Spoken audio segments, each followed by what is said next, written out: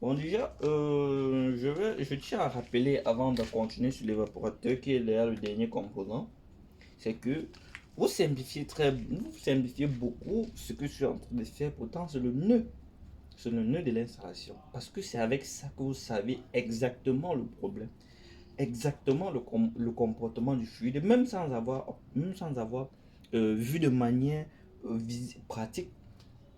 Vous pouvez directement analyser dû au comportement du fluide frigorigène. Si à tel niveau que ça devrait faire telle chose, ce n'est pas en train de faire, mais ça fait plutôt telle chose, qu'est-ce qu'il peut y en avoir? Donc, c'est exactement ça que permet cette explication en fait. Et dans d'autres vidéos, je vais mieux vous expliquer comment diagnostiquer de manière efficace notre système frigorifique. Voilà. Maintenant, ici, nous sommes à l'évaporateur. Le rôle de l'évaporateur, c'est déjà de quoi? De changer l'état du fluide frigorigène de l'état liquide à l'état gazeux. Voilà. Donc, lorsque ça commence ici, normalement le détendeur injecte ici l'évaporateur, ça doit être à l'état liquide. Maintenant, à la sortie, ça devait être à l'état gazeux dû à un échange de chaleur qui produit le givre. Voilà. Maintenant, si on dimensionne l'évaporateur très petit, qu'est-ce qui se passe exactement? Si on dimensionne très petit, ça voudrait dire que l'évaporateur va givrer jusqu'à l'aspiration déjà. Parce que toute cette partie doit être utilisée comme évaporateur. Si on le dimensionne très grand, qu'est-ce qui va se passer exactement? Vous allez constater que nous aurons toujours des vapeurs chaudes ici.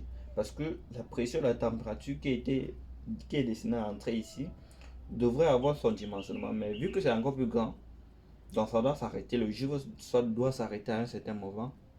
Et c'est la chaleur qui continue. Donc le fluide se refroidit complètement. Et c'est la vapeur froide qui arrive au compresseur. Déjà que le compresseur n'aime pas la vapeur froide, il veut avoir un mode de refroidissement assez propre et fréquent pour déjà refroidir parce que vous savez que la chaleur n'est pas très bien pour la matière. La majorité, ou soit je dirais même n'importe quel matériau qui est soumis à une très haute température, oui, commence à se fragiliser. Par exemple, nous pouvons prendre n'importe quel matériau, nous soumettons à une température excessive. Sa résistance ne sera plus comme s'il était froid. Parce que quand il est froid, il est plus compacté. Les molécules sont plus associées. Oui.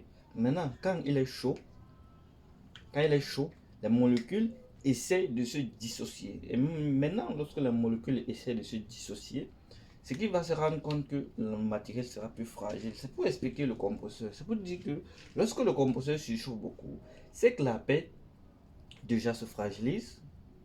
Et aussi, les pièces mécaniques, ne sont plus en état comme si ils étaient froids.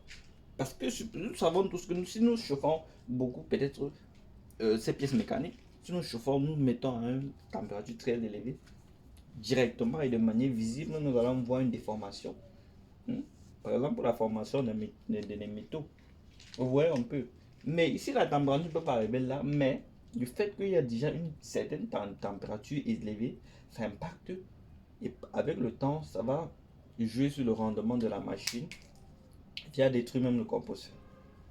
Donc c'est ce que nous devons d'abord comprendre sur l'évaporateur. Et lorsque nous avons compris ceci, c'est facile pour dimensionner. Vous n'aurez même plus besoin d'aller loin pour dimensionner parce que vous saurez déjà comment les systèmes se comportent, comment les composants principaux. Donc voilà les quatre composants principaux qui est le compresseur, aspire la vapeur froide, comprime, refoule à notre pression, à notre température au condenseur. Le condenseur qui est un échangeur de chaleur qui transforme l'état liquide en l'état gaz en état liquide. Il joue trois rôles: la diffusion, la condensation, le sous-refroidissement. Le filtre déshydrateur à son tour qui permet de filtrer les éventuelles impuretés, de retenir l'humidité. Voilà. À son tour, il passe au détendeur. Le détendeur qui permet de chuter la pression et la température du fluide frigorigène. Ainsi prend l'évaporateur qui transforme l'état liquide en état gazeux pour être normalement aspiré par le compresseur. Merci pour cette vidéo. Déjà, j'espère que j'ai été bien explicite et que vous avez compris. Mais si vous avez des questions, n'hésitez pas à les poser. Merci.